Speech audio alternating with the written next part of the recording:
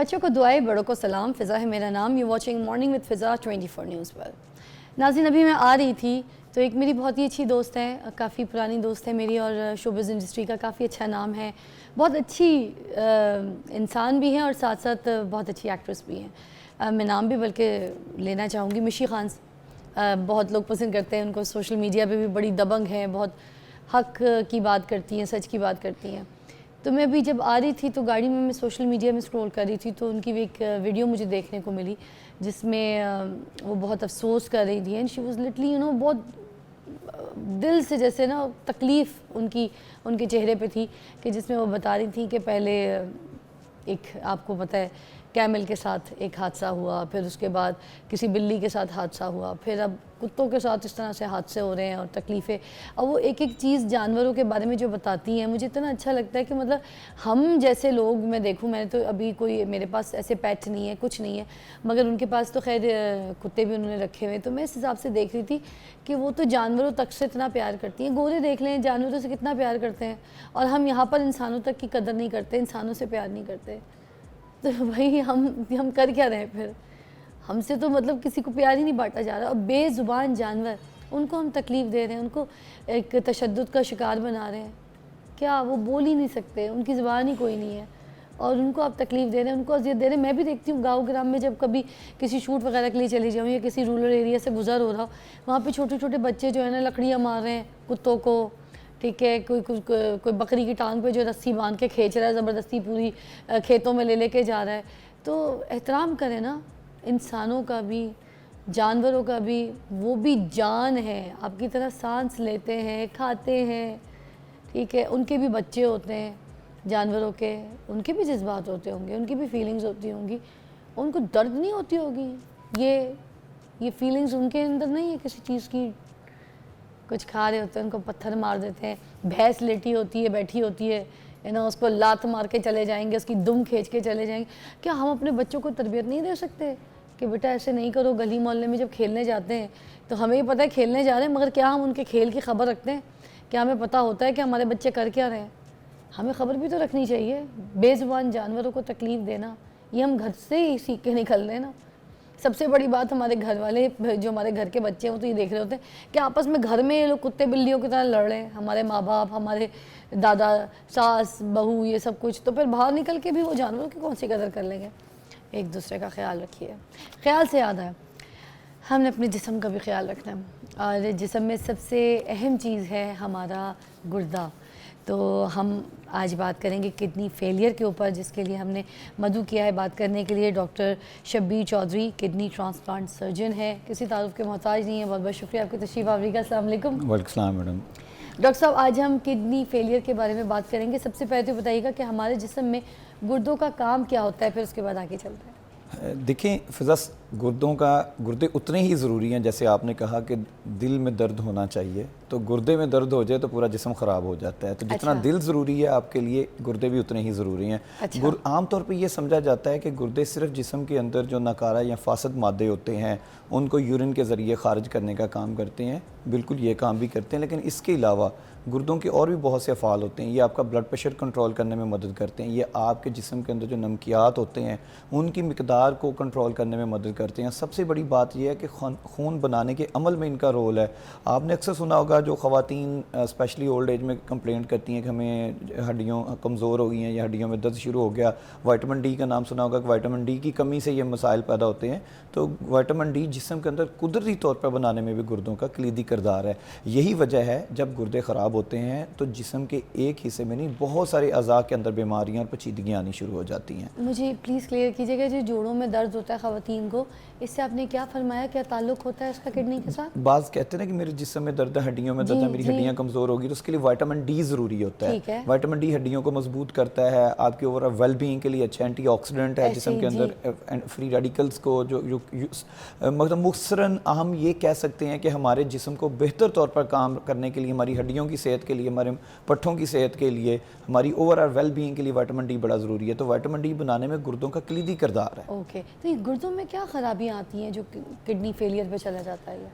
देखिए मैं एक बात करता होता हूँ बीइंग अ ट्रांसप्लांट सर्जन, जो मैं अपने ट्रेनीज़ को या जूनियर्स को कहता हूँ कि जब तक आप टिश्यू, मतलब ये कि गुर्दे को या जिसको आपने निकाल के दूसरे जिस्म में लगाना है, आप उसकी इज़्ज़त नहीं करेंगे, if you don't give respect you will not get a response. तो मतलब रिस्पॉन्स से मुराद ये है कि वो काम करना शुरू कर दे। अगर आप किसी अज़ा को इज़्ज़त नहीं देंगे तो वो आपको काम नहीं देगा। तो इसलिए गुर्दों की इज़्ज़त करनी चाहिए। मैं सादा लफ्ज़ों में ये कह सकता हूँ।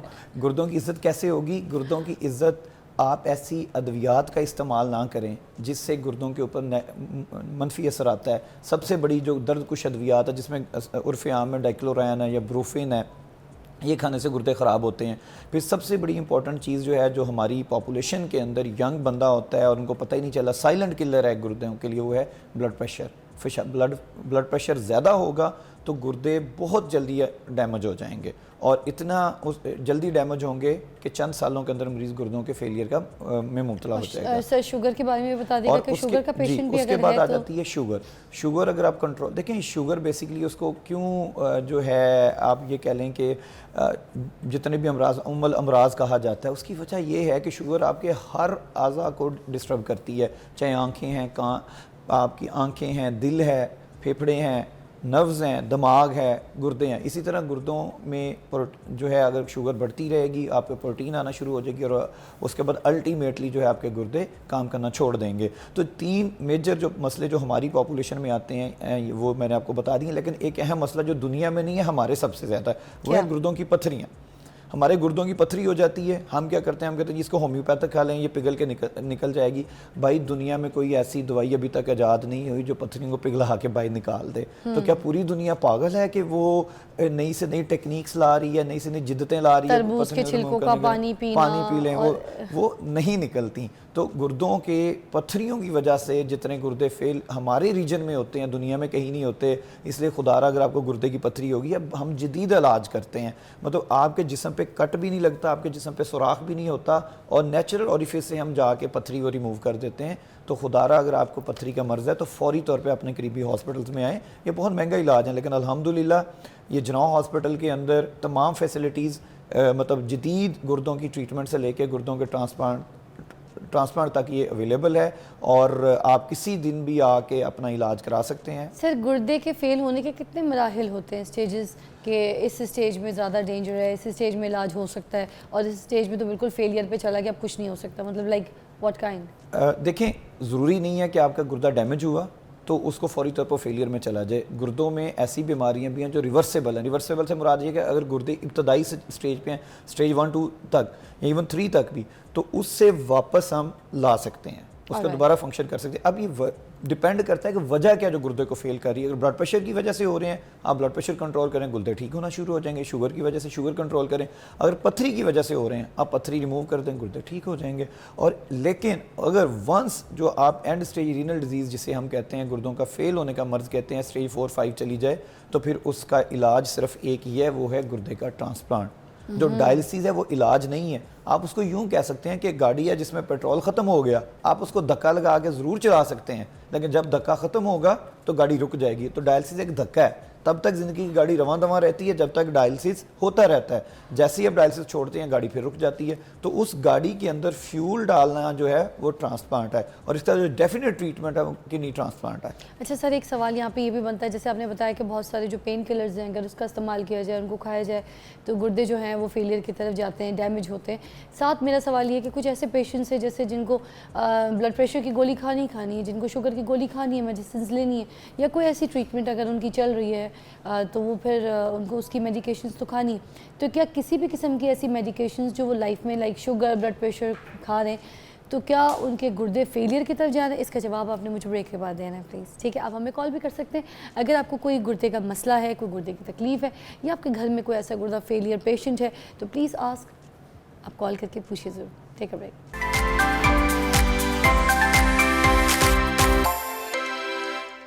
Welcome back, you watching morning with Fiza. और नाज़रीन, हम आज बात कर रहे हैं किडनी फेलियर के ऊपर। और मेरा सवाल ये था कि डॉक्टर साहब, अगर हम जैसे कोई ऐसे पेशेंट्स हैं जिसमें ब्लड प्रेशर या शुगर की मेडिसिन उनको लेनी ही पड़ रही है, जैसे कि आपने फरमाया कि जो पेन किलर्स होती हैं उनको खाने से जो है वो किडनी ख़राब होती है, डैमेज होती है, फेलियर की तरफ जाती है, तो आप रेकमेंड नहीं करते ज़्यादा पेन किलर्स। तो अभी शुगर और ब्लड प्रेशर की जो गोलियाँ हैं वो तो खानी पड़ेंगी, क्या इसकी वजह से भी गुर्दा ख़राब हो जाएगा? नहीं, ये तो गुर्दे को रोकेंगी। देखें, अगर जो ब्लड प्रेशर की आप दवाइयाँ ले रहे हैं, जब आप वो दवाई लेंगे ब्लड प्रेशर कंट्रोल होगा और शुगर जो है कंट्रोल होगी, तो उससे तो गुर्दे बेहतर तौर पे काम करेंगे। और जो सबसे बड़ा जो इसमें इशू आ जाता है कि गुर्दे को डैमेज दवाइयाँ सिर्फ दर्द कुश अद्वियात करती हैं, और दर्द कुश अद्वियात में भी उनकी मुख्तलिफ अक़साम हैं। सेफ़ अद्वियात भी हैं, ऐसी जो ओपियाइड एनाल्जेसिक्स वगैरह वो गुर्दों को डैमेज नहीं करते, तो ऑप्शन हमारे पास मौजूद होती हैं। उर्फ़े आम में ये इस्तेमाल हो रहा था, क्वैक्स अताई दे रहे होते हैं, जो हमारा सबसे बड़ा मसला अताईयत है इस वक्त, कि पाकिस्तान के अंदर कुश्ता जात की वजह से, अद्वियात की वजह से, सो कॉल्ड होम्योपैथी की वजह से इतने ज़्यादा गुर्दे फेलियर से पेशेंट्स आते हैं, और बहुत अर्ली एज के अंदर आते हैं। स्पेशली जो यंगस्टर्स हैं जो आजकल स्टीरॉइड्स का इस्तेमाल कर रहे हैं, कुश्ता जात का, जी हम जिम कर रहे हैं, और वो अपने गुर्दे फेल करवा के आ जाते हैं। सर, एक कॉल भी शामिल करते हैं प्रोग्राम में। अस्सलाम वालेकुम जी, कौन है? जी बाबा बोल रहा हूँ। आप कैसे? जी, कैसे हैं? ठीक ठाक, हम ठीक हैं। आप बताइए, क्या पूछना चाहेंगे? अल्हम्दुलिल्लाह। वो वाइफ मेरी मतलब बीच में तकलीफ भी है, शुगर की पेशेंट भी है, और थोड़ा सा उनके साथ कब्ज का भी मसला रहता है। कब्ज का भी मसला है उनको? शुगर ठीक और है, पथरी भी है। शुगर और पथरी भी साथ में। क्या बताना चाहेंगे? आप सबसे पहली तो ये है कि आप गुर्दे फेल होने के सबसे ज़्यादा रिस्क है आपको शुगर भी है और उसके अलावा पथरी भी है। तो आपसे गुजारिश है कि आप कमरा नंबर 14 आउटडोर में जना हॉस्पिटल में एट अर्लीस्ट तशरीफ़ लाएं, ताकि आपकी इब्तदाई टेस्ट हो के आपकी तशखीस हो के आपकी पथरी को फ़ौरन निकाला जाए, और शुगर के लिए भी अद्वियात तजवीज़ करके आपकी शुगर कंट्रोल करने का बंदोबस्त किया जाए, ताकि आप एक सेहतमंद ज़िंदगी गुजार सकें और सिटी 42 के morning show Fiza with morning को दुआएं दें। अच्छा सर, वो वाह कैंट में है रावलपिंडी। वाह कैंट में है। चले, वाह कैंट के अंदर मैडम सबसे इनके लिए है कि ये चले जाएं बेनज़ीर भुट्टो हॉस्पिटल रावलपिंडी के अंदर, वहाँ पे गुर्दामसाना आउटडोर में दिखाएं। इनका एक एक्सरे होगा या सीटी स्कैन होगा, टेस्ट होंगे, और उसके बाद इनका इलाज मुमकिन हो जाएगा। हाँ, अगर वाह कैंट में इनका जदीद लेज़र से इलाज मुमकिन ना हो तो ये जना हॉस्पिटल लाहौर आएँ और यहाँ लाहौर की सैर भी करें, और साथ हमारे मेहमान बने, तो हम इंशाल्लाह इनको 2 दिन में बिल्कुल ठीक करते हैं। सर, एक और कॉल है। अस्सलाम वालेकुम। हेलो, अस्सलाम वालेकुम। वालेकुम जी बहन, क्या पूछेंगी? मैंने पूछना, बहुत अच्छा टॉपिक, मतलब जब भी लेकर आते हैं तो बहुत हमें रिलीफ मिलता है हर चीज़ से। अच्छा, मुझे ये पूछना था कि अगर ये किडनी का हम लोगों ने लेप्रोप्सी करवाई हो और उसके बाद सारे स्टोन रिमूव हो चुके हों, तो क्या दोबारा से स्टोन पॉसिबल है? अगर हो जाता है ऐसा, तो उसके लिए हमें क्या करना चाहिए? कि हमें डॉक्टर से कहे बगैर चेकअप करवाना चाहिए, या हमें डाइट में किसी चीज़ का परहेज करना चाहिए? इवन कि हम लोग परहेज तो करते हैं। सेकंड, ये मुझे पूछना था कि कितने टाइम के बाद हमें ना टेस्ट करवाने चाहिए, और कौन कौन से, और हमें अपनी किडनी को सेव करने के लिए, ताकि किडनी फेल ना हो, कोई और मसला ना हो, हमें कौन सी मतलब हमें विटामिन या कौन सी डाइट खानी चाहिए? अरे वाह, बहुत अच्छा सवाल है, बहुत अच्छा सवाल है, बड़ा कंप्लीट सवाल किया है जी। बहुत अच्छा सवाल किया। जो जदीद रिसर्च है उसके मुताबिक हर वो मरीज़ जिसको गुर्दों की बीमारी होती है, तो 50% को ज़िंदगी में एक दफ़ा दोबारा ज़रूर होती है। अच्छा। हाँ जी, 50% लोगों को, मतलब आधे लोगों को ज़िंदगी में दोबारा एक दफ़ा पथरी ज़रूर बनती है। तो इन्होंने बड़ा अच्छा सवाल किया है कि बचाव कैसे मुमकिन है। सबसे इंपॉर्टेंट चीज़ है कि आपने पानी का अच्छा इस्तेमाल करना। अच्छा इस्तेमाल क्या है? 12 गिलास रोज़ पानी पीना है। 12 गिलास से रोज़ कम पानी नहीं पीना। 3 लीटर पानी, और ये मुल्तान में रहती है, मुल्तान में गर्मी ज़्यादा होती है, वहाँ पर ये 4-5 लीटर भी पी सकती हैं। रात को लेट सोते वक्त भी पानी ज़्यादा पी सकते हैं? कोई गुर्दे पे failure? Excess of everything is bad.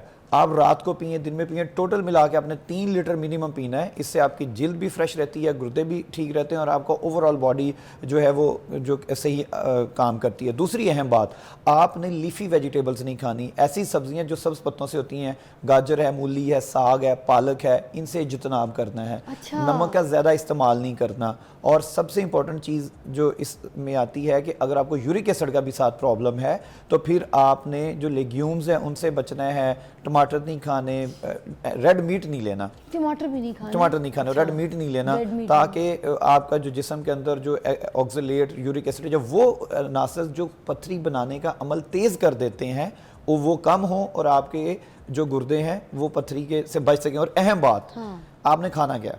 क्या?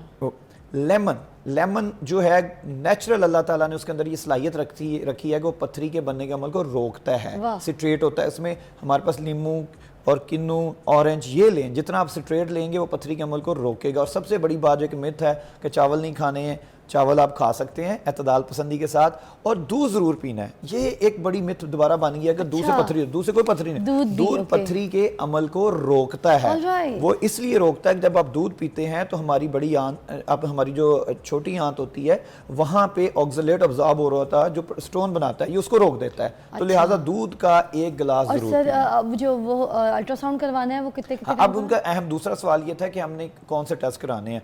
जो गुर्दों के मर्ज में मुब्तला लोग हैं उनको हर 3 महीने के बाद RFTs रीनल फंक्शन टेस्ट जो ये बताते हैं कि आपके गुर्दे ठीक काम कर रहे हैं, और अल्ट्रासाउंड अच्छे डॉक्टर से, अल्ट्रासाउंड गली मोहल्ले में बैठे बंदे से नहीं कराना, प्रॉपर रेडियोलॉजिस्ट से कराना है। रेडियोलॉजिस्ट का मतलब जो स्पेशलिस्ट है जिसने 4 साल ट्रेनिंग की है रेडियोलॉजी के अंदर, उनसे करवाएं हर 3 महीने के बाद। और इंशाल्लाह अगर आप हर 3 महीने के बाद अपना इलाज कराते रहते हैं तो इसमें कोई शक नहीं है कि आपके गुर्दे में दोबारा पथरी नहीं बनेगी। एक और कॉल शामिल करते हैं। अस्सलाम वालेकुम जी, कौन है? वालेकुम सलाम। एसएमएस करता कराची से। डॉक्टर साहब ने बहुत अच्छी बातें बताई गाँव के मुताबिक। एक तो मुझे ये पूछना है कि जो आजकल बच्चे और खवातीन और लोग फास्ट फूड और जंक फूड आइटम खा रहे हैं, ब्रोस्ट, बर्गर और दीगर जंक फूड वगैरह, इसके क्या असरात होती हैं? गुर्दे के मरीजों को बचना चाहिए। दूसरी बात, जो लोग रेगुलर ब्लड प्रेशर की दवाएं ले रहे हैं, क्योंकि मैंने एक तो ऐसे वाक़या देखे जो लोग ब्लड प्रेशर की रेगुलर दवाएं ले रहे हैं, क्या ये बात सही है कि ब्लड प्रेशर की जो दवाएं होती हैं वो गुर्दों को अफेक्ट करती हैं, और उसकी कितनी डोज देनी चाहिए? ये 2 सवालों के जवाब जरूर बताएं। बहुत शुक्रिया जी। ये तो मैंने सवाल आपसे ऑलरेडी किया था अभी। गुर्दे की जो भी ब्लड प्रेशर कंट्रोल करने की दवाई है वो गुर्दे को अफेक्ट नहीं करती, बल्कि गुर्दे को मजीद खराब होने से रोकती है। और डाइट वो भी बता चुके हैं आप प्रोग्राम में। और दूसरी उन्होंने आपने एक अहम सवाल इन्होंने जो किया है बड़ा ज़रूरी है कि जंक फूड्स, बिल्कुल जंक फूड्स गुर्दों के लिए उसी तरह से नुकसानदेह हैं जिस तरह ओवरऑल हमारी सारी जिस्म के लिए नुकसानदेह हैं। शबाना की भी कॉल है। अस्सलाम वालेकुम। वालेकुम सलाम। फिजा कैसी हैं आप? ग्रेट, शुक्र अल्हम्दुलिल्लाह। कैसी हैं आप? मैं सवाल क्या पूछेंगी? जी फिजा, मैं फैसलाबाद से बात कर रही हूँ। शबाना, मैंने पहले भी आपके प्रोग्राम में कॉल की थी। मुझे ना डायबिटीज है। अच्छा, ठीक है। तो अब ये है कि डायबिटीज के पेशेंट को आपको पता है कि वो अक्सर इनको ना इनके गुर्दे खराब हो ही जाते हैं जी। ठीक है। मैं लगाती हूँ इंसुलिन, ठीक है, मैं इंसुलिन लगा रही हूँ। ठीक है। तो डॉक्टर साहब से मुझे यही पूछना है कि मतलब कि वो इंसुलिन में मतलब कि इंसुलिन वो जाहिर बात है कि करना पड़ता है, बॉडी पे नीडल लगानी पड़ती है, तो बहुत प्रॉब्लम होती है, उकता आ जाता है बंदा ज़हनी तौर पर ना थोड़ा सा जिस तरह। जी आप समझ तो गए? मैं समझ गया जी। देखिए, जो इंसुलिन लगा रही हैं बहुत अच्छा काम कर रहे हैं। शुगर होती ही उस वक्त आपको है जब जिस्म में इंसुलिन की कमी हो जाती है। हाँ, आपका अगला सवाल है कि रोज़ लगवाना पेनफुल प्रोसीजर है। अब ऐसी इंसुलिन भी आप अपने शुगर के डॉक्टर से मशवरा करें जो हफ्ते में 1 दफ़ा लगानी पड़ती है, ठीक है। अब महीने में 1 दफ़ा वाली भी इंशाल्लाह अवेलेबल हो जाएगी, या अवेलेबल है आई थिंक सो चंद जगहों में। अल्लाह करे कोई एक इंसुलिन लगे ख़त्म हो जाए। हाँ, इस पर भी काम हो रहा है, अल्लाह खैर करेगा इंशाल्लाह। इसमें भी जल्दी अच्छी खुशखबरी मिलेंगे पाकिस्तान, मतलब ओवरऑल दुनिया के जो साइंटिस्ट काम कर रहे हैं। तो इनसे गुजारिश यही है कि ये अपनी इंसुलिन कंट्रोल करें। हर 3 महीने के बाद एक HbA1c का टेस्ट होता है जिससे ये पता चल जाता है कि आपकी शुगर 3 महीने में कैसी रही है। वो करवाती रहे, इंशाल्लाह इनके गुर्दे भी ठीक रहेंगे, जो वैसे भी ठीक। वाह जी। एक और कॉल। अस्सलाम वालेकुम, कौन है जी? जुहेब, क्या कहेंगे कराची से? बेटा, मेरी बीवी जो है ना, मेरी वाइफ को डायबिटीज की मरीज है। मुझे आवाज़ नहीं आई, दोबारा बोलिएगा जी। बोलिएगा, क्या बोल रहे थे जुहेब भाई? मेरी जो वाइफ है ना वो गुर्दे की मरीज है और उसके डायलिसिस होते हैं लेमन हॉस्पिटल में। उनके डायलिसिस भी होते हैं, गुर्दे की मरीज उनकी वाइफ, ठीक है। मालूमात करनी है, अगर मैं देना चाहूँ तो इसके लिए क्या प्रोसेस होता है? जुहेब साहब, आप बिल्कुल दे सकते हैं। कुछ इब्तदाई टेस्ट होते हैं जिसमें हम ये तयन करते हैं कि क्या आपका गुर्दा सेहतमंद है, और एक गुर्दा देने के बाद क्या बाकी ज़िंदगी एक गुर्दे के साथ आपकी अच्छी गुजरेगी, और उसके बाद आप दे सकते हैं। आपके कराची में अदीब रिजवी साहब ने, मेहरबानी है उनकी, एक बहुत बड़ी नेमत है SIUT अदारे की शक्ल में, Sindh Institute of Urology and Transplantation. आप वहाँ तशरीफ़ ले जाएं और वहाँ उनका जो है गुर्दा तब्दीली का, जो गुर्दा की जो ट्रांसप्लांट होता है उसके आउटडोर में जाएं, वो आपका वर्कअप करेंगे और आपका वहाँ पे फ्री ट्रांसप्लांट हो जाएगा। अगर आप लाहौर से करवाना चाहेंगे तो यहाँ पे हमारी वज़ीर आला पंजाब मरियम नवाज शरीफ साहबा और हमारे जो दोनों वज़राए सेहत हैं, ख्वाजा इमरान जी साहब, ख्वाजा सलमान साहब, उनकी खुसूसी हिदायत पर जनाह हॉस्पिटल के अंदर टोटल फ्री, मुकम्मल तौर पर फ्री, जिसमें 1 रुपया भी मरीज़ का खर्च नहीं होता, उसको जितने दिन वो हॉस्पिटल रहता है उसको खाना भी फ्री दिया जाता है। वो हमारा ट्रांसप्लांट सेंटर काम कर रहा है और अब तक हम माशाल्लाह 15 ट्रांसप्लांट कर चुके हैं। तो आप यहाँ पे तशरीफ़ ले आए। डॉक्टर साहब, वहाँ पर खजल ख्वारी तो नहीं होती? बंदा पेशेंट लेके जाए और ख्वार होता रहे, इधर पर्ची बनाओ, उधर खड़े हो जाओ, इधर ये करना है, इधर ये नंबर आएगा, बारी आएगी तो करेंगे, पेशेंट को बेड मिलेगा तो होगा, ये सब खजल ख्वारी तो नहीं होती? फिर कुछ देखिए, कुछ डॉक्टर्स जो होते हैं ना, अब इस अस्पतालों में चले जाएं तो आपस में बातें कर रहे होते हैं, कोई फ़ोन पे लगा होता है, किसी की लंच ब्रेक होती है, पेशेंट तकलीफ में मर रहा होता है, किसी की टाइम की, वक्त की कोई कदर नहीं कि कोई अपना पेशेंट लेकर आए। मैं इस पर भी शो करूँगी तो फिर देखिएगा कितनी कॉलें आएंगी। अच्छा, मेरा तो एक्सपीरियंस है, मेरी बहन मैंने अपने हाथों से खोई है। अच्छा तो देखें, मैं आपको एक बात बता दूं, बात करना एक दूसरे से, देखें जब आप 12 से 36 घंटे की ड्यूटी करेंगे तो आपने उसमें खाना भी है, आपने उसमें पीना भी है, आपने उसमें रोना भी है, आपने उसमें हंसना भी है, ऐसी बात नहीं। अब ये देखें, अब मैं आपको एक एग्जांपल, मैं आपको एक छोटी सी बात बताता हूँ। दुनिया के अंदर जितने रश हमारे टीचिंग हॉस्पिटल की एमरजेंसीज में है ना, कहीं भी नहीं होता। इंग्लैंड के अंदर उन्होंने अपने किंग को लाइन में लगा दिया था। यहाँ आप कहते हैं कि हम अस्पताल की एमरजेंसी में आए और आते ही हमें फ़ौरन डॉक्टर अटेंड कर ले, करते भी हैं। एक बेड पे 4-4 मरीज भी देखते हैं डॉक्टर्स, इसलिए कि हम किसी को इनकार नहीं कर सकते। ये आप वाला शिकवा हो जाता है। इंग्लैंड के अंदर अभी रिसेंटली एक सियालकोट की खातून की वीडियो बड़ी वायरल हुई अपने बच्चे के बारे में। तो उसने कहा मुझे 3 साल का टाइम दिया, मेरे मुंडे दी अखा अज खराब ने, तो मैं 3 महीने बाद अखा पता नहीं रेड तो चिटियाँ ही हो जानी। लिहाजा ये भी जहन में रखें आप कि पाकिस्तान के डॉक्टर्स जिन हालात के साथ आप काम कर रहे हैं, जिस रश के साथ, जिस महदूद वसाइल के साथ काम कर रहे हैं, बहुत महदूद वसाइल, बेड्स ही नहीं होते भाई अस्पतालों में, इमरजेंसी वार्ड्स में तो दूर की बात है, आईसीयू के बेड्स अवेलेबल नहीं होते। आईसीयू तो पूरी दुनिया में कम होते हैं ना। अब मैं अगली बार जो आपने किया कि हमारे ट्रांसप्लांट या हमारे ट्रांसप्लांट सेंटर में जो लाइन लगती है खज्जल ख्वारी का, आपने कहा, मैं आपको एक बात बता दूं, आपने कभी जिसको गुर्दे फेलियर का मरीज को देखा है, कितनी काबिल तर जिंदगी होती है उसकी। हम अगर आप उसको देख लें, मैंने आज तक गुर्दे के मरीज से फीस नहीं ली कभी भी जिसके गुर्दे फेल होते हैं। क्यों? और ट्रांसप्लांट हम इसलिए मैं फ्री कर रहा हूं कि उस बेचारे के पास रह क्या जाता है जो आप उसको रहें। एक फैमिली जिसमें डायलिसिस कराने, हफ्ते में 3 दिन उसने डायलिसिस सेंटर जाना डायलिसिस कराने, उनके ट्रांसपोर्ट के एक्सपेंसेस, उनके आने जाने का खर्चा, उनके अद्वियात का खर्चा, हमने 1 विंडो सिस्टम रखा है। आप आएंगे सोमवार वाले दिन, आप हमारे वार्ड में जो गुर्दे में फेलियर वाले मरीज की मैं बात कर रहा हूँ, आप लैंड करेंगे। जैसे ही आप लैंड करेंगे आपके तमाम टेस्ट एक जगह से जाएंगे, आपका चेकअप एक जगह पे होगा, उसके बाद आप अपने घर चले जाएंगे। टेस्टों की रिपोर्टें, सारा कुछ हमारे डॉक्टर्स उसको फॉलो करते हैं, वो लेके आते हैं और आपको कॉल आएगी कि आपका नंबर आ गया और आप आके ऑपरेशन करा रहे हैं। डॉक्टर साहब, आप ना गुस्सा कर गए। नहीं, मैं गुस्सा नहीं किया मैंने, बिल्कुल थोड़ा सा कर गए, गुस्सा कर सकते हैं, मगर आपने मुझे टाइम दिया, आपने इतना अच्छा लोगों को गाइड किया, ठीक है, ये मेरे लिए बहुत अच्छी बात है। मगर अब ये मैं आपके सामने अनाउंस करी, एक शो ज़रूर करूँगी मैं, आपने आना होगा उसमें, जिसमें जो पेशेंट्स के साथ हालात होते हैं ना अस्पतालों में, जिस तरह बेरोज़गारों मददगार मर रहे होते हैं, उस पर बात करेंगे ब्रेक के बाद।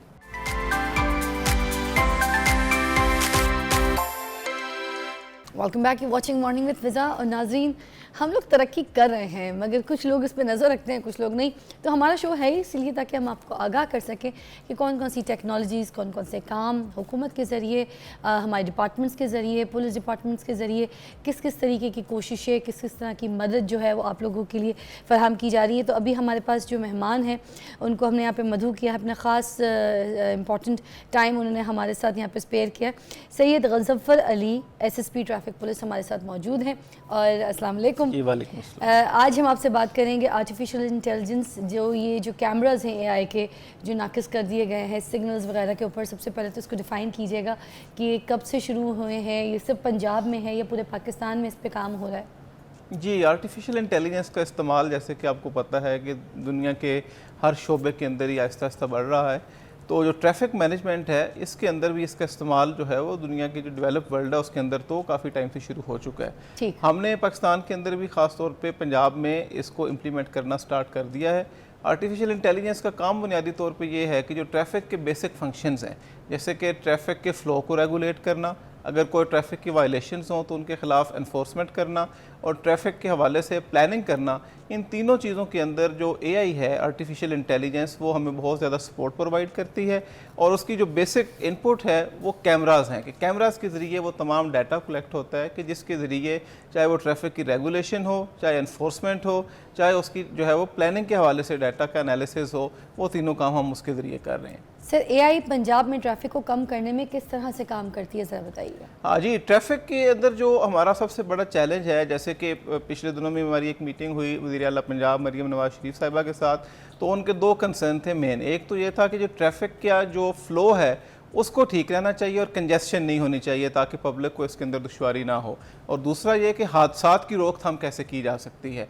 इन दोनों चीज़ों के अंदर जो है वो हम आर्टिफिशियल इंटेलिजेंस से इस तरह मदद ले रहे हैं कि वो वाले अवामिल, वो वायलेशंस जो कि वजह बनती हैं ट्रैफिक की कंजेस्शन की, जैसे कि उसमें मैं एग्जांपल दूंगा कि अगर कोई वन वे की खिलाफ वर्जी कर रहा है तो सामने से अगर जो है वो एक गाड़ी आ गई, या तो पिछली वाली सारी गाड़ियां जो हैं वो जैम हो जाएंगी, रुक जाएंगी, जिसकी वजह से ट्रैफिक के फ़्लो में रुकावट पैदा होगी, कंजेस्शन पैदा होगी।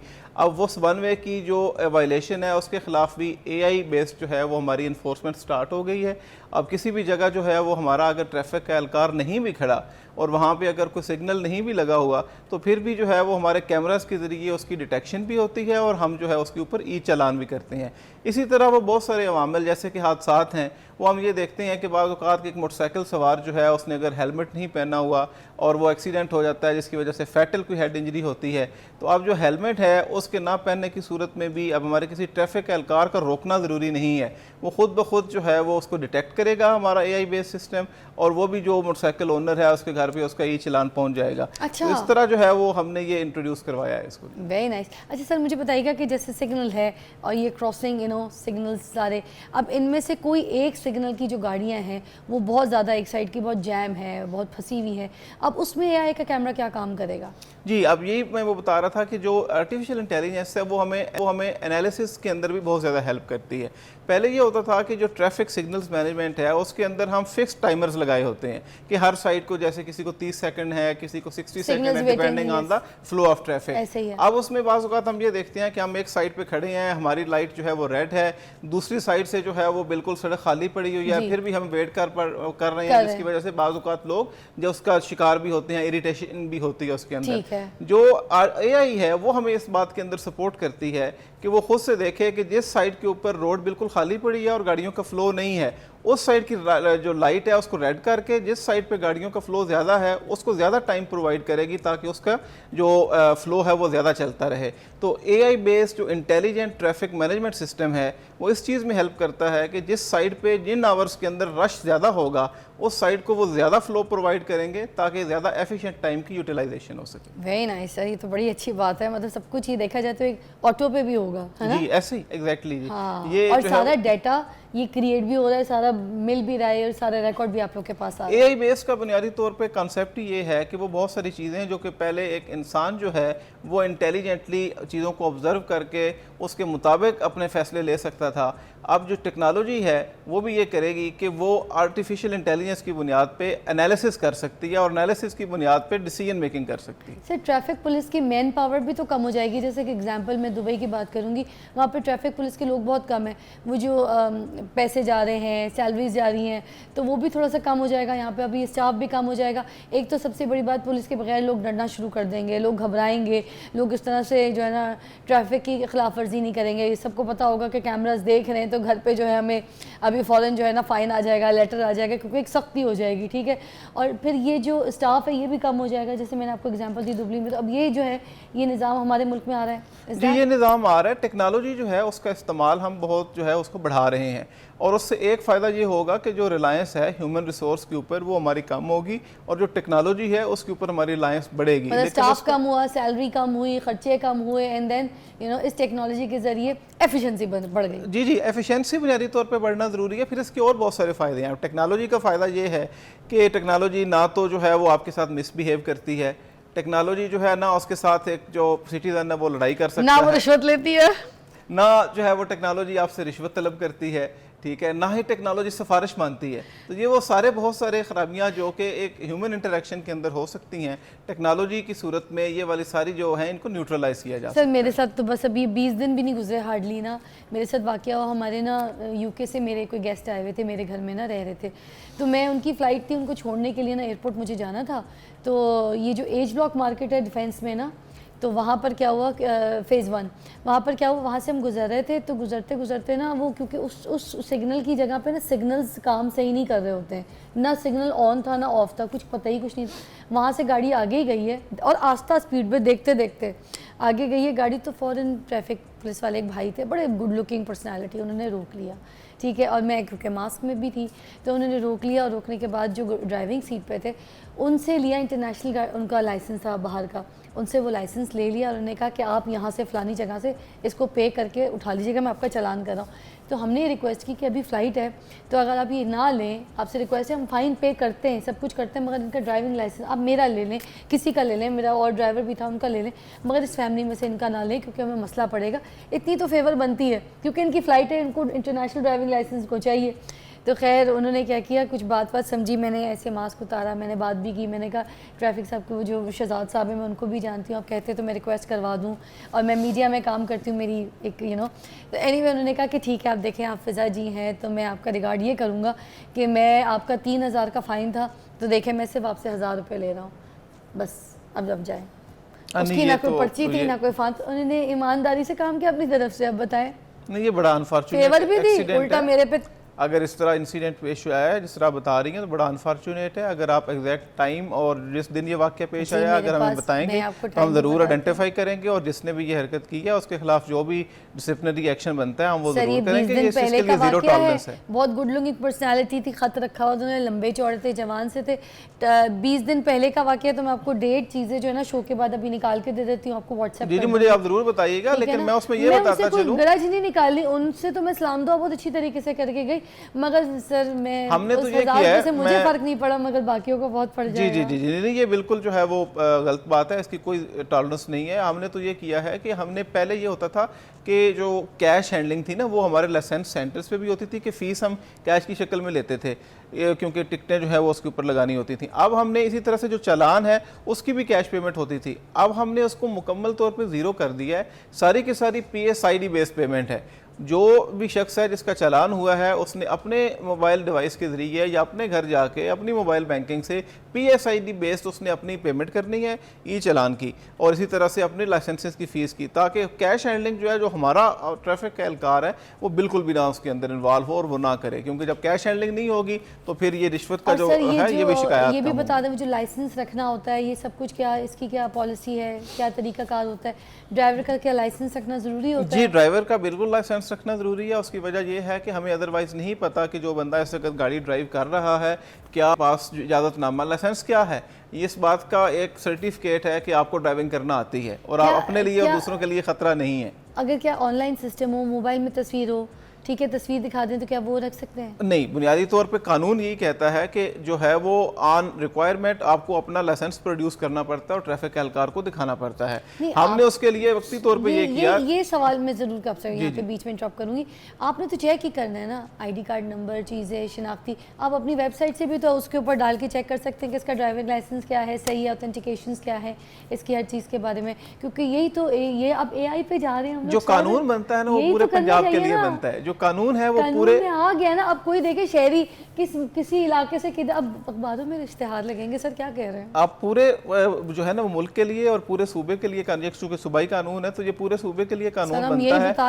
राजनपुर के अंदर ड्राइविंग लाइसेंस, राजनपुर में, चकवाल में, DG खान में, किसी दूर दराज के इलाके में, वहाँ पे किसी ट्रैफिक एहलकार ने अगर किसी का लाइसेंस चेक किया तो जरूरी नहीं है कि वहाँ पे इंटरनेट कनेक्टिविटी इतनी हो कि वो अपने डाटाबेस के जरिए उसी टाइम इंटरनेट के ऊपर देखे और उसके ऊपर। सर देखे ना मेरी बात सुनो, अब ये तो ये वाली बात हुई ना कि मैं डॉक्टर हूँ और मैं ये अपनी डिग्री ले लेके घूम रही हूँ और हर एक को दिखा दूँ मैं डॉक्टर हूँ, ओह मैं डॉक्टर हूँ। ये तो फिर ये वाली अब ऑनलाइन काम हो रहा है, सारा कुछ देखे कंप्यूटर सिस्टम है, डॉक्टर के तौर पे बंदा चेक खत्म। डॉक्टर के तौर पे आप हॉस्पिटल में काम करती हैं, उनका काम है कि वो चेक करें कि आप डॉक्टर हैं या नहीं हैं।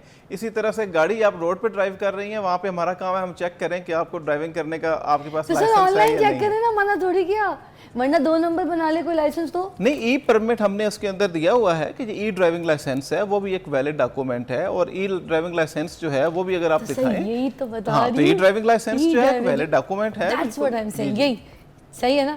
चलें, आपने मुझे बहुत सुकून दिया, तसल्ली दी। अब यकीन करें मैं होस्ट हुई नहीं, मैं सिर्फ आवाम की आवाज़ में बात करती हूँ और मुझे इतना अच्छा लगता है कि जो सवाल मैं पूछती हूँ सारे मुझे आप लोग जवाब देते हैं, मुझे बड़ा दिली सुकून मिलता है। आपको भी मिलता होगा। एक ब्रेक के बाद मिलते हैं, सर हमारे साथ है। Welcome back to watching morning with Fiza. Sir मुझे बताइएगा कि ये जो रेवेन्यू इकट्ठा होता है मंथली, ये कोई कितना हो जाता है और फिर ईयरली? देखिए, इसमें ऐसे है कि पंजाब ट्रैफिक पुलिस जो है वो बुनियादी तौर पे रेवेन्यू जनरेशन डिपार्टमेंट तो नहीं है, लेकिन गवर्नमेंट की फ़ीस और जो फ़ाइन्स हम कलेक्ट करते हैं उस सिलसिले में अब लास्ट ईयर हमने पूरे साल के अंदर जो ट्रैफिक के चालान्स हुए उसकी मद में 4 बिलियन जो है वो इकट्ठा हुआ, 4 अरब रुपया जो है वो चालान की मद के अंदर इकट्ठा हुआ। अच्छा। इस साल की अगर हम बात करें तो इसके अंदर जो है वो डिफरेंट तरह से हो रहे हैं। जैसे अब हम AI की बात कर रहे हैं, चूँकि AI में अभी तक जो है वो पिछले 8 माह के अंदर तकरीबन 9,20,000 के करीब जो है वो टोटल ई चालान इशू हुए हैं, जिनके अंदर कोई 55 करोड़ रुपया जो है 55 करोड़ रुपया वो AI बेस्ड जो चालान हुए हैं उनकी मद में रेवेन्यू जनरेट हुआ है। तो दूसरा जो हमारा उसमें इसकी जो कैमरा वगैरह ख़राब हो जाता है, इसकी मेंटेनेंस में भी पैसा लगाया जाता है? नहीं, इसमें से नहीं लगाया जाता, क्योंकि जो भी फाइन कलेक्ट होता है वो सारे का सारा गवर्नमेंट ट्रेजरी में जाता है। फिर जो है वो एनुअल बजट के अंदर जो हमारे पंजाब सेफ्टी अथॉरिटीज़ जो कि बेसिकली AI बेस्ड कैमरास को रन करती है, उसकी जो बजट की एलोकेशन है उसके ज़रिए उसको जो भी पैसे मिलते हैं वो एनुअल बजट के अंदर मिलते हैं। ऐसा नहीं है कि हम कोई जो चालान करते हैं तो उसकी कोई परसेंटेज डायरेक्ट पुलिस को मिलती हो, ऐसा नहीं होता।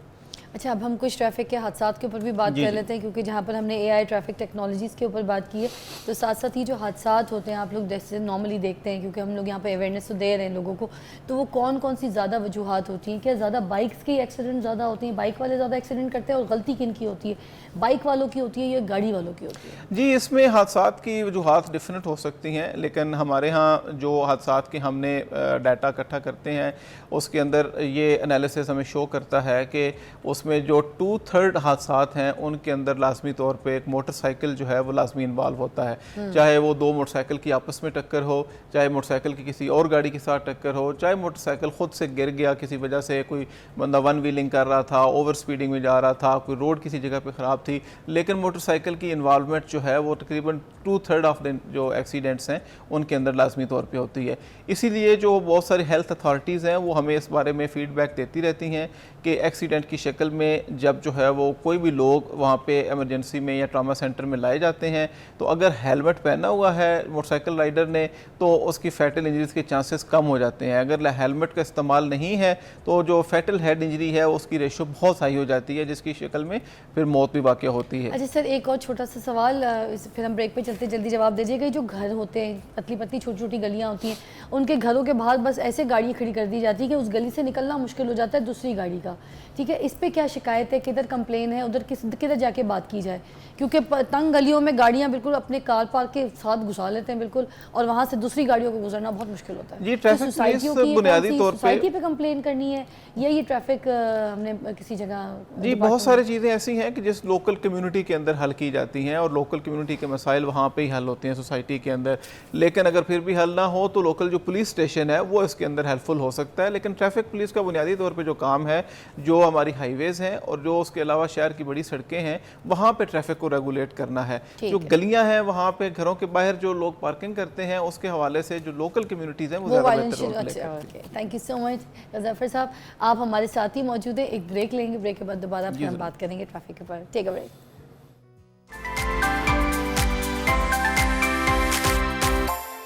Welcome back, you watching morning with Fiza. और नाज़रीन, हमारे साथ Syed Ghazanfar Ali SSP traffic police बैठे हुए हैं। अगर आपके दिमाग में कोई भी सवाल आते हैं या आपको कोई कंप्लेन है या कोई ऐसी बात आपको लगता है कि आपको पूछनी चाहिए और आपको ला इल्म है आप उस बात से, तो आप कॉल कीजिए, कॉल करके आप पूछ सकते हैं। ख़ास तौर पे उन्होंने अपना इंपॉर्टेंट वक्त हमें दिया है ताकि आप लोगों के सवालों के जवाब भी दे सकें और आपको इन्फॉर्म कर सकें कि आजकल जो AI का टेक्नोलॉजी का जो दौर आया है, जिसके कैमराज जो लगे हुए हैं और सिग्नल्स के ऊपर जिस तरह से डाटा रिकॉर्ड कर रहे हैं और जिस तरह से हमारी आसानी के लिए काम करें, तो ये हमारे लिए कितने कारआमद है।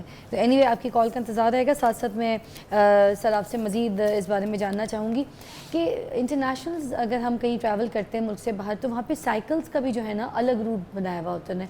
मेन सड़क पे मगर साइकिल वालों के लिए अलग रूट जारी है, ठीक है? तो क्या हम बाइक वालों के लिए भी अलग कोई रूट बना सकते हैं जिसमें मेन पैसेज पे मेन रोड की तरफ गाड़ियों के आगे आके बाइक वाले तंग ना करें और अपनी जान से ना खेलें? जी, इस हवाले से जो है वो हमने अभी रिसेंटली भी कोशिश की है कि हम जो बड़ी सड़कें हैं शहर की वहाँ पे जो एक्सट्रीम लेफ़्ट लेन है उसको हम इसके लिए डेजिग्नेट कर दें कि जितने भी हमारे मोटरसाइकिल और बाइक राइडर्स हैं वो उसी लेन को फॉलो करें। उसके अंदर इन्फोर्समेंट के हमने लेन और लाइन की जो वायलेशन है उसके हवाले से अपनी इन्फोर्समेंट एक्शन भी काफ़ी ज़्यादा उसके अंदर इजाफा किया है। और हम जो है वो बहुत सारे तो तमाम शहरों के अंदर हमने ये किया है, सिर्फ लाहौर तक नहीं है, पंजाब के तमाम शहरों के अंदर ये किया है। उससे पहले की निस्बत थोड़ा इस चीज़ के अंदर अब बेहतरी आई है कि जो मोटरसाइकिल और बाइक राइडर्स हैं अभी उनकी जो तादाद एक्सट्रीम लेफ्ट लेन के अंदर है, जिसको हम स्लो लेन भी कह सकते हैं, उसके अंदर अब ज़्यादातर शिफ्ट हो गए हैं। लेकिन इसमें दो चीज़ों की वजह से अमूमन जो है वो एक इशू आता है, वो ये है कि अब जो है वो आप किसी रोड के ऊपर जा रहे हैं और आगे से आपने राइट अगर मुड़ना है और वहाँ फिर आपको लाजमी तौर पे मोटरसाइकिल वाले को भी राइट साइड के ऊपर आना पड़ता है, तो फिर वो जो है वो लेन की जो है वो ट्रेडलिंग करते हैं, जिसको स्ट्रेडलिंग कहते हैं। इसका बाज़ औक़ात नुकसान ये होता है कि अगर जो है वो अचानक आपके सामने कोई मोटरसाइकिल आ जाएगा तो हादसे का बायस भी बन जाता है, एक्सीडेंट का बायस बनता है। तो ये जो है वो कोशिश हमारी एक मुस्तकिल कोशिश है कि जिसके अंदर हम डेजिग्नेटेड लेन जो है उसको हम इंश्योर करें कि वहाँ पर साइकिल मोटरसाइकिल सिर्फ उसी के अंदर चलें। उसमें जैसे आपने माल रोड पर देखा कि जो एक्सट्रीम लेफ्ट लेन है वहाँ पर उसको ग्रीन रंग का एक कलर भी किया गया है ताकि वहाँ पे सिर्फ जो है वो साइकिल और मोटरसाइकिल वाले चलें, लेकिन अभी तक उसको कुछ लोग फॉलो करते हैं या कुछ लोग फॉलो नहीं कर रहे। सर मुझे एक और सवाल का जवाब दीजिएगा कि जो गाड़ियाँ सही नहीं चलाते या ट्रैफिक में इस तरह बाइक सही नहीं चलाते हैं, अपनी जान से भी खेलते हैं दूसरे की भी जान से खेल रहे हो, इनको लाइसेंस कैसे मिल जाता है? क्या इनका कोई ड्राइविंग टेस्ट नहीं होता? क्या इनको प्रॉपर चेक नहीं किया जाता?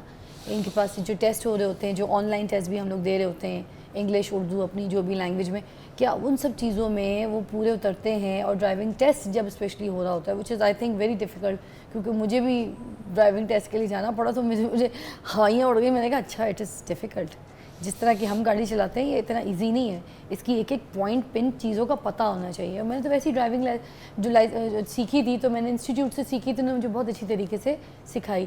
तो जो बाकी लोग गलतियाँ करते हैं क्या उनकी भी चीज़ें चेक की जाती हैं कि उनको ये सारी इन्फॉर्मेशन हैं रोड पर निकलने से पहले? जी बिल्कुल, इसमें जो वायलेशन होती हैं ना वो बुनियादी तौर पर दो वजह से हो सकती हैं। एक तो वायलेशन इस वजह से हो सकती है कि जी आपको गाड़ी चलाना ना आती हो या मोटरसाइकिल चलानी ना आती हो, जिसकी वजह से आप यह गलतियाँ कर रहे हैं। दूसरा, इसमें आप ये भी देखते होंगे कि बहुत सारे लोग ऐसे हैं कि जिनके पास ड्राइविंग की स्किल भी है, लेकिन उसके बावजूद जो है वो अपने चाहे उसको आप उसको कह लें कि वो एक एक्साइटमेंट के अंदर बाज़ औक़ात वो कर रहे होते हैं। ख़ास तौर पे हम यूथ के अंदर ये देखते हैं कि वो मोटरसाइकिल के ऊपर बहुत सारे ऐसे जो है वो स्टंट जो है वो कर रही होती है, गाड़ियों के ऊपर ड्रिफ्टिंग जो है वो बाज़ औक़ात हो रही होती है, ओवर स्पीडिंग हो रही होती है, थ्रिल के अंदर इस तरह की चीज़ें हो रही होती हैं। तो समटाइम्स जो है ना वो एक अनफॉर्चुनेट चीज़ ये है कि ज़रूरी नहीं है कि बंदे को ड्राइविंग नहीं आती और उसको लाइसेंस दे दिया गया और फिर वो ये वायलेशन कर रहा है। बहुत सारे ऐसे लोग कि जिनके पास ड्राइविंग की स्किल भी है और उनको लाइसेंस बिल्कुल ठीक दिया गया है, लेकिन उसके बावजूद उसका जो बिहेवियर है वो रिस्पॉन्सिबल नहीं है और वो वहाँ पे जो रोड के ऊपर चाहे वो अपनी थ्रिल की वजह से, चाहे वो अपने स्टंट की वजह से या किसी भी वजह से वो वायलेशन अगर कर रहा है, कोई बंदा अपनी जल्दबाजी के अंदर वो किसी जगह पर पहुँचने की जल्दी है उसकी वजह से कोई वायलेशन कर रहा है, उससे वो अपनी जान को भी खतरे में डाल रहा है और दूसरों की जान को भी खतरे में डाल रहा है। इसके हवाले से जो काम ज़्यादा हमारे करने की ज़रूरत है वो है कि हम लोगों को सेंसिटाइज करें, ट्रैफिक की अवेयरनेस के हवाले से हम ज़्यादा से ज़्यादा कैंपेन्स चलाएँ। ट्रैफिक पुलिस इस सिलसिले के अंदर मुख्तलिफ सिविल सोसाइटी के इदारों के साथ मिल के सेमिनार्स भी करती है, वॉक्स भी करती है, मुख्तलिफ इदारों के अंदर हमारी टीम्स जाती हैं, वहाँ पर जाके स्कूल्स में, कॉलेजेस में, वहाँ पर जो है वो बाकायदा तौर पर लेक्चर्स प्रोवाइड करते हैं। कॉलेजेस में जो तरबियत है ना, ये तरबियत का हिस्सा बना देना चाहिए ताकि कोई भी ट्रैफिक का जो इस तरह से वायलेशन करता है या कोई ट्रैफिक के निज़ाम को ख़राब करता है या किसी की जान ले लेता है अपनी गलत ड्राइविंग की वजह से, तो एटलीस्ट वो उससे आगे ना बढ़े, क्योंकि तरबियत अगर बचपन से मिल जाएगी तो स्कूल्स में अवेयरनेस प्रोग्राम्स आप लोग करते हैं जाके। जी, पंजाब पुलिस की तरफ से अभी हमने बाकायदा तौर पे ये लिख कर भी भेजा है एजुकेशन डिपार्टमेंट पंजाब को कि वो हमारी जो उर्दू की किताब है या हमारी मुतालिया पाकिस्तान की किताब है या इवन इंग्लिश है, तो उसके अंदर इस तरह का जो कंटेंट है वो ज़रूर डालें कि जिसके अंदर जो ट्रैफिक है उसके कवानीन का एहतराम करना क्यों ज़रूरी है, ताकि जो हमारे बच्चे हैं चाहे वो जो ग्रोइंग एज के अंदर हैं, वो हाई स्कूल्स के अंदर हैं, वो कॉलेज के अंदर हैं, उनको इस बात का एहसास हो और उनको इस बात का पता चले कि ट्रैफिक कवानीन है वो हमारी हिफाजत के लिए बनाए गए हैं, उनका एहतराम करना हमारी अपनी हिफाजत के लिए ज़रूरी है और उनको फॉलो करना कितना इंपॉर्टेंट है। तो उनको एक जो है वो ज़िम्मेदार शहरी बनाने के लिए ट्रैफिक के कवानीन के ऊपर अमल करना भी उतना ही ज़रूरी है जितना बहुत सारे दीगर कवानीन के ऊपर अमल करना ज़रूरी है। उस सिलसिले में जो महकमा तालीम है वो अपने निसाब के अंदर, अपने सिलेबस के अंदर इस तरह के कंटेंट को जब बढ़ाएगा तो यकीनी तौर पे उसके अंदर हमें ज़्यादा बेहतरी देखने में आएगी। बेशक।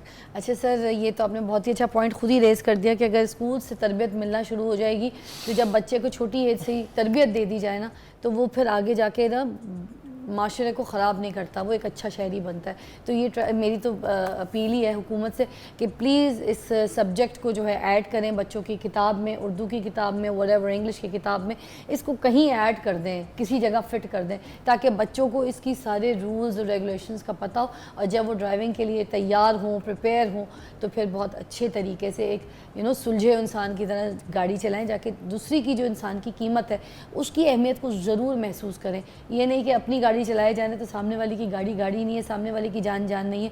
कितने जो हादसे देखने को मिलते हैं हमें क्या है, ये तरबियत की वजह से, ये तरबियत नहीं की हमने अपनी औलादों की, इसी वजह से ये सारे एक्सीडेंट्स और ये जो जाने जहाँ भाग होते हैं गाड़ियों के एक्सीडेंट्स में इस वजह से होते हैं। अच्छा, आखिर में कुछ कहना चाहेंगे, कुछ ऑडियंस देना चाहेंगे, हुकूमत से अपील करना चाहेंगे, कोई ऐसा message? This is your camera. जी, पब्लिक से हमारी यही अपील है कि ट्रैफिक पुलिस जो है वो हम वक्त हमारे तमाम एहलकार सिर्फ आपके सफ़र को महफूज बनाने के लिए, उसको आरामदेह बनाने के लिए कोशां हैं, उनके साथ ज़रूर तावन करें। ख़ुद जो है वो ट्रैफिक के जितने भी कवानीन हैं उन पर अमल करें, उनका एहतराम करें, क्योंकि ये आपकी हिफाजत के लिए हैं और आपके ख़ानदान की हिफाजत के लिए। Very nice, thank you so much Ghazanfar साहब आपके टाइम का। आई होप आपको बहुत सारे सवालों के जवाब मिल गए होंगे। आप हमारे साथ रहिएगा, एक ब्रेक के बाद मिलते हैं। देखते रहिए मॉर्निंग विद फिज़ा।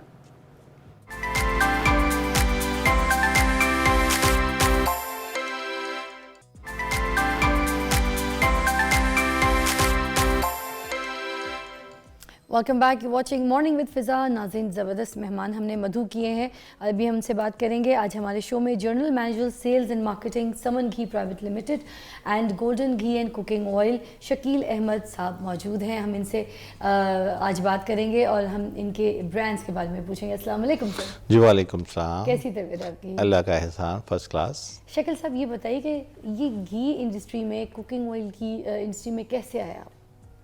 हाँ जी, बड़ा अच्छा क्वेश्चन है। तो ये एक्चुअली बड़ी लंबी हिस्ट्री है। मैं 92 मैंने करियर स्टार्ट किया था, तो इसमें FMCG से स्टार्ट किया, मेडिसन होते हुए यहाँ पे इस इंडस्ट्री में आना एक छोटा सा हादसाती तौर पे, जिस तरह अपॉर्चुनिटी मिलना, तो इस इंडस्ट्री को मैंने उस वक़्त इस इंडस्ट्री में कदम रखा। फिर ग्रेजुअली इस पे तकरीबन मेरा 32 इयर्स का एक्सपीरियंस है। अच्छा। उसमें आई थिंक कि मुझे 24 से 25 साल तो इसी इंडस्ट्री में हो गए। तो क्या इंटरेस्ट क्या हुआ था आपने इस फील्ड को चूज़ किया, इस ब्रांड को? इसमें ऐसी क्या ख़ास चीज़ आपको लगी कि आप इस तरफ आए? एक्चुअली मैंने अर्ज किया ना, मैं एक ब्रांड में काम करता था, 95-96 की बात है। उस ब्रांड में सेग्रेशन हुई, तो वो ब्रांड जो मेरी जो ड्यूटीज़ थी या मेरी सर्विसेज जो शिफ्ट कर दी गई एक वेल नोन ब्रांड में, तो वो एडिबल ऑयल से ही था। तो ब्रांड बहुत पॉपुलर था उस वक़्त, तो उस पे फिर मैंने जब अडॉप्ट किया तो फिर मैंने लाइन को छोड़ा नहीं है, कंटिन्यूसली फिर इसी लाइन में रहे। बीच में आया एक बेवरेज का, हाँ, इंटरनेशनल ब्रांड था, तो वो जस्ट 1-1.5 साल का था, तो फिर मुझे मज़ा नहीं आया, तो वापस मैंने इसी इंडस्ट्री को। शकील साहब, गोल्डन बनास्पति एंड कुकिंग ऑयल की जो हिस्ट्री है उसके बारे में देखने वालों को ज़रा समझाइएगा, बताइएगा क्या है? Saman ghee mill private limited brand name हमारा जो है golden cooking oil and vanaspati है। ये 92 में वजूद में आया, प्रोडक्शन इसकी 92 में स्टार्ट हुई। ठीक।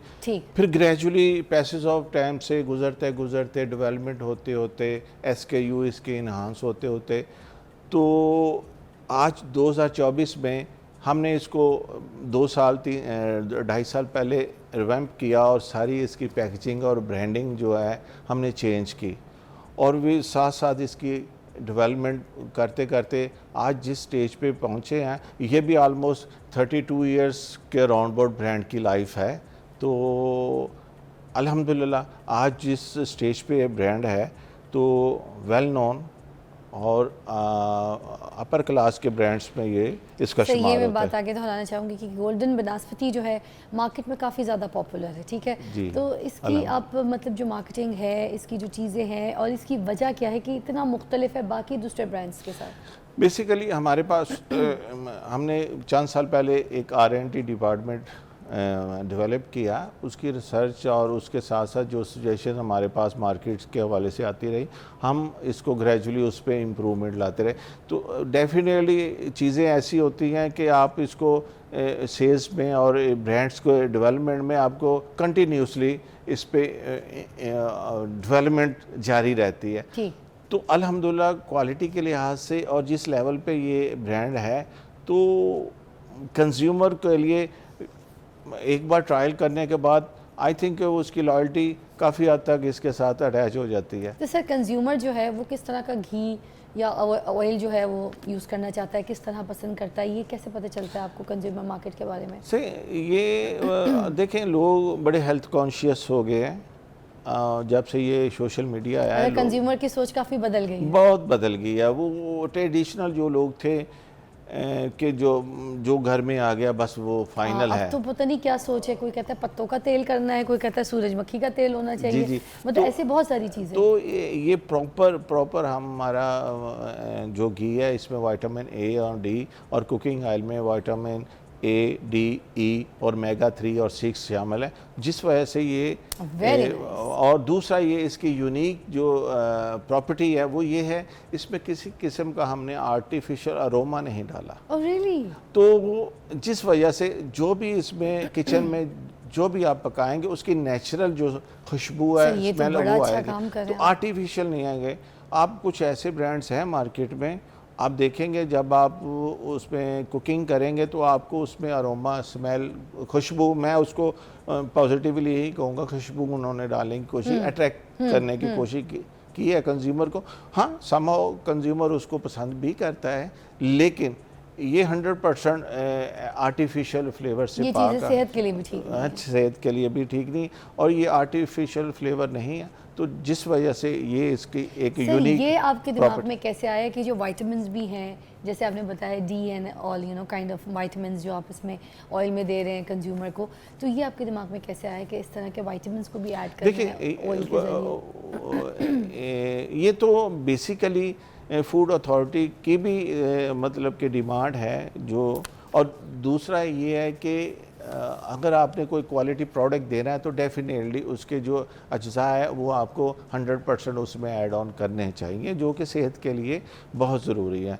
आप विटामिन डी, आपको पता है हड्डियों के लिए, बून के लिए बहुत बेहतर है, तो वो यकीनन इस पर ये शामिल है, तो लोगों का इत्मीनान इस पर ग्रेजुअली इम्प्रूव हुआ है। और आज हम अल्हम्दुलिल्लाह जिस पोजीशन पे बैठे हैं मच बेटर है, और इंशाल्लाह वेरी सून हमने एक टारगेट रखा हुआ है कि कब तक हम सब अव्वल के ब्रांड्स में ये इसका प्रीमियम ब्रांड में इंशाल्लाह शामिल। कंज्यूमर मार्केट की जो सोच जब आप पकड़ते हैं, जैसे आप इसके न्यूट्रिएंट्स, इसके बेनिफिट्स के लिए काम कर रहे होते हैं, इस घी और ऑयल के लिए, तो जो ये golden ghee and cooking oil है, इसकी कंज्यूमर मार्केट का सोच जो है मार्केट की, वो कैसे पकड़ते हैं आप कि जब आप अपने ऑयल में कोई ऐसे बेनिफिट्स, ऐसे न्यूट्रिएंट्स लेकर आ रहे होते हैं, उसका सर्वे कैसे होता है? देखिए, उसके जो क्वालिटी के वाले से वो तो मैं कुछ चीज़ें बता चुका हूँ। बेसिकली कंज्यूमर दो किस्म के होते हैं, एक क्वालिटी कॉन्शियस और दूसरे प्राइस कॉन्शियस। अच्छा, दो टाइप के हैं। जो क्वालिटी कॉन्शियस है उनको तो प्राइस से कोई कंसर्न नहीं होता है। yes, they need तो quality जी, और जो प्राइस कॉन्शियस है, आपको पता है आजकल का जो हालात है, बिजली के बिल ही नहीं मान। सर तो हमारे पास एक अभी शख्स आए थे, कल की बात है, वो गुर्दा बेच रहे थे अपना बिजली का बिल जमा कराने के लिए, और मेडलिस्ट थे हॉकी में, मेडल ही मेडल उन्हें पाकिस्तान को जीत के दिए, इंटरनेशनल मेडल्स। ये हालात, बिल्कुल आपकी बात। तो वो आज से जो 2 साल 3 साल पहले जो घी की प्राइस थी ऑलमोस्ट उससे डबल हो चुकी है, लेकिन आपकी जो पॉकेट मनी है या पॉकेट है, घर का खर्चा, वो खर्च तो डबल हो गया, लेकिन आपकी इनकम शायद डबल नहीं हुई। आपकी पॉकेट में आज भी वही है फंड जो जब आप 3 साल पहले लेने जाते थे।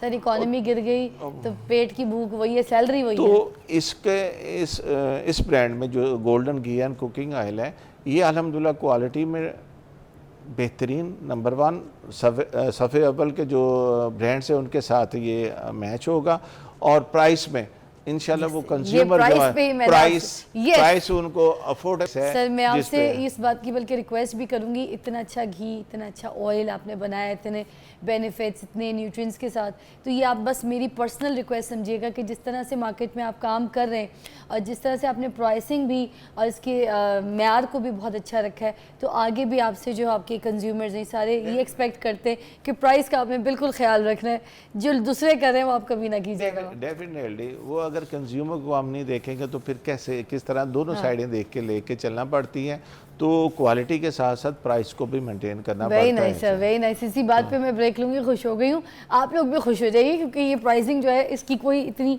हैवी नहीं होगी कि आप अफोर्ड ना कर सकें। अच्छा तेल, अच्छा घी इस्तेमाल कर सकते हैं आप, इसीलिए हमने इनको यहाँ पे मदद किया। चलिए जी ब्रेक के बाद मिलते हैं।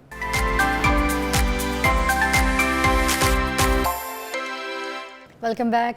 गोल्डन घी एंड बनास्पति से हमारे साथ जो है शकील अहमद साहब मौजूद हैं और बहुत अच्छा ब्रांड लेके चल रहे हैं, अपने कंज्यूमर के लिए ख़ास मुतारिफ़ करवा रहे हैं नई चीज़ें, कुछ इनोवेशंस हैं, मैं चाहूँगी वो भी ज़रा प्लीज़ बताइए कौन कौन से ऐसे इनोवेशंस हैं जो आपने मुतारिफ़ करवाने अपने कंज्यूमर्स के लिए, लोगों के लिए। अभी बेसिकली हमारा चल रहा है vanaspati and cooking oil. Cooking oil जो है वो ब्लेंडेड ऑयल है, बेसिकली 3 ऑयल्स की कंपोजिशन के साथ वो हमने बनाया है। वो उसमें कैनोला ऑयल होता है, sunflower as well as soybean. लेकिन फ्यूचर में, नियर फ्यूचर में हम इंशाल्लाह canola, exclusively canola, pure canola को इंट्रोड्यूस करवाने जा रहे हैं। उसके बाद सनफ्लावर ऑयल इंट्रोड्यूस करवाएंगे। हाँ, मोस्ट इम्पॉर्टेंट जो आजकल बड़े लोग कॉन्शियस हुए हैं, मस्टर्ड ऑयल, सरसों के ऑयल का, वो सरसों ऑयल की इंशाल्लाह पूरी रेंज हम वेरी सून इंट्रोड्यूस करवा देंगे मार्केट में। हमारे लिए वो सारा कुछ तैयार है, इंशाल्लाह मार्केट में जस्ट हमने इंट्रोड्यूस करवा देना है। सरसों का ऑयल गर्म करके इसी तरह पतला होगा या फिर ऐसे थिक होगा, उसके बारे में बताइए। नहीं, वो ऐसा नहीं है, वो रिफाइन ऑयल होगा इंशाल्लाह। अच्छा। तो वो आप कुकिंग में भी इस्तेमाल कर सकते हैं और एज वेल एज जिस तरह ट्रेडिशनली इस्तेमाल होता है वो भी किया जा सकता है। अच्छा, जैसे हम लोग तो जैसे जब ताज़ा लाते हैं, बड़ा एक मेहनत, लहसुन से काटो, फिर प्याज डालो, जलाओ, पूरे घर में एक स्मेल, फिर उसके बाद फिर जाके कोई हांडी, तो इसी वजह से वो ले भी नहीं पाते। नहीं, जब वो रिफाइन होगा तो डेफिनेटली ये सारी चीज़ें उसमें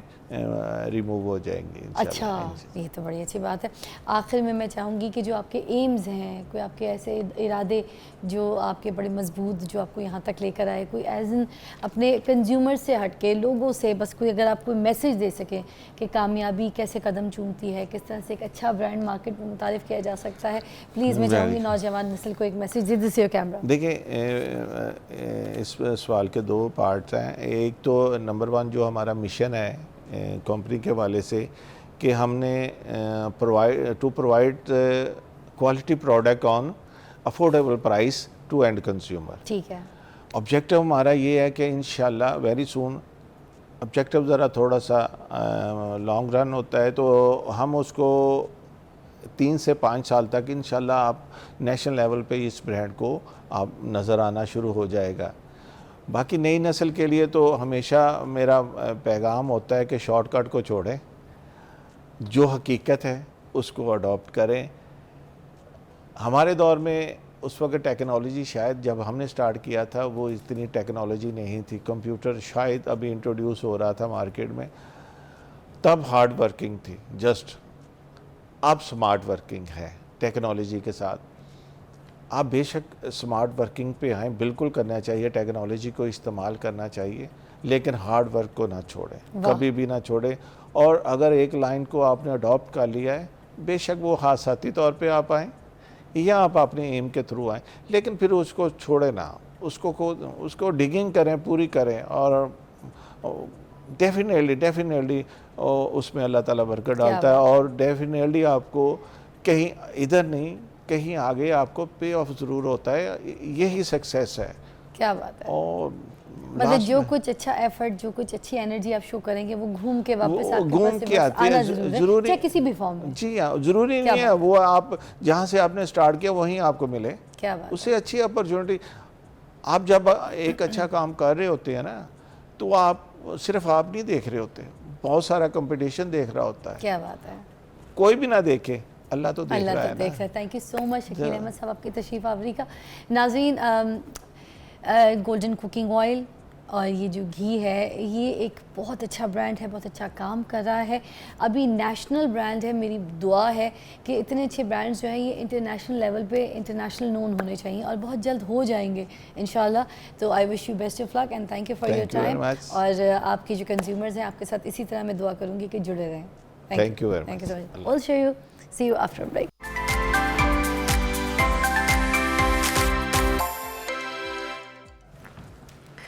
welcome back, you watching morning with Fiza. और नाज़रीन, उम्मीद करती हूँ कि आज हमारे जिस शो पे हमने जैसे जैसे मेहमान मधु किए हैं उनसे आपको बहुत गाइडलाइन मिली होगी, बहुत कुछ सीखा होगा आपने, बहुत कुछ समझा होगा आपने।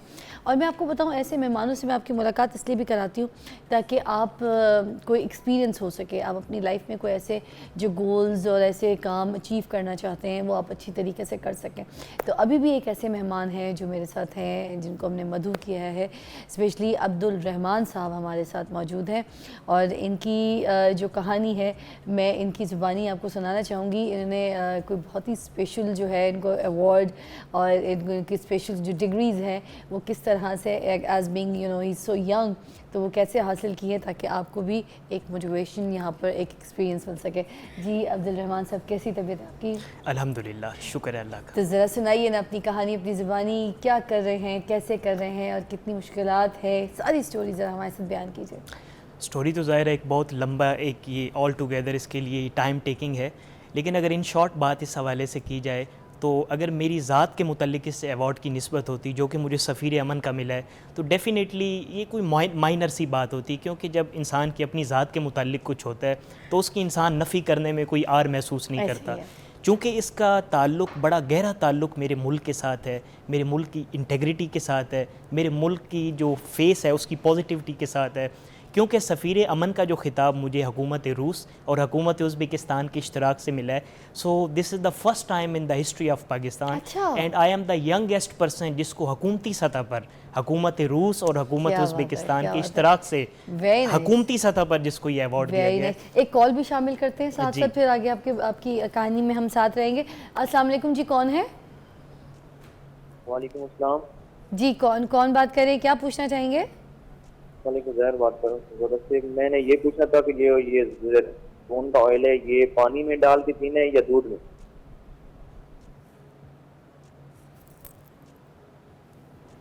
भाई खून पी लो, उससे बेहतर कौन सी सवाल मुझसे कर रहे हो भाई। मैं खैर हमारे हकीम साहब आएंगे ना तो मैं आपकी बात करा दूंगी। ये हकीम वाला सवाल था बेटा, मैं तो अभी यहाँ पे कोई और ही कॉन्सेप्ट लेके बैठी हूँ। कौन सा 4 दिन के बाद आप मेरा कोई शो देखते हैं, वो रील वायरल होती है, उसके बाद आप तेल का सवाल पानी में डाल के पीना है।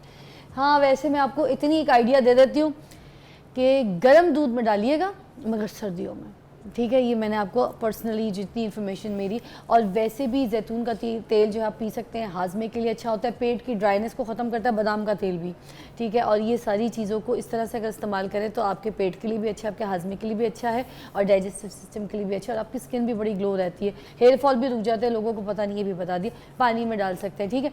स्किन तो ऐसी ग्लो करेगी कि आपकी सोच है। अच्छा जी, चले, वो एक इम्पॉर्टेंट कॉल ज़रूरी, हमें कोई परेशान होता है तो लेनी पड़ती है, बात करनी पड़ती है।